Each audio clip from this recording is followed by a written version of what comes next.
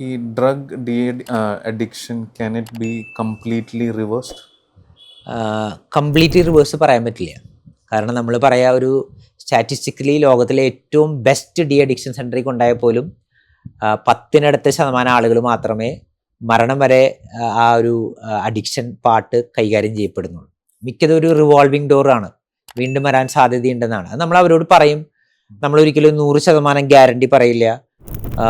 പാർട്ട്ണറിനോടും പറയും ഇദ്ദേഹം വീണ്ടും ഉപയോഗിക്കാൻ സാധ്യതയുണ്ട്. കാരണം പാർട്ട്നേഴ്സിന് അല്ലെങ്കിൽ ജീവിത പങ്കാളിക്ക് അല്ലെങ്കിൽ പാരൻസിനൊക്കെ ഒരു ചിലപ്പോൾ തോന്നും ഇന്ന സ്ഥലത്ത് കൊണ്ടുപോയാൽ ഇവൻ 100% ശരിയാകും. പക്ഷെ ഇതൊരു ബ്രെയിൻ പാത്തോളജി ആണല്ലോ, ഇതൊരു മെഡിക്കൽ പ്രോബ്ലം ആണ്. പലപ്പോഴും നമ്മുടെ നാട്ടിൽ അതൊരു മോറൽ പ്രോബ്ലം ആയിട്ടാണ് കാണുന്നത്. പക്ഷെ ഇതൊരു മെഡിക്കൽ പ്രോബ്ലം ആണ്. ക്യാൻസർ പോലെ തന്നെ ഒരു പ്രോബ്ലം ആണ്. ക്യാൻസർ എന്ന് വേണമെങ്കിലും തിരിച്ചു വരാമെന്ന് പറയുന്നത് പോലെ ഇത് അവൻ്റെ ബ്രെയിനിൽ അങ്ങനെ ഒരു റിവാർഡ് സർക്യൂട്ടൊക്കെ ഫോം ചെയ്യപ്പെട്ടേക്കാണ്. എന്ന് വേണമെങ്കിലും തിരിച്ചു വരാം. അപ്പം അതുകൊണ്ട് നമ്മളിപ്പോൾ അവരെ സൈക്കോ എഡ്യൂക്കേറ്റ് ചെയ്തിട്ടാണ് വിടുക.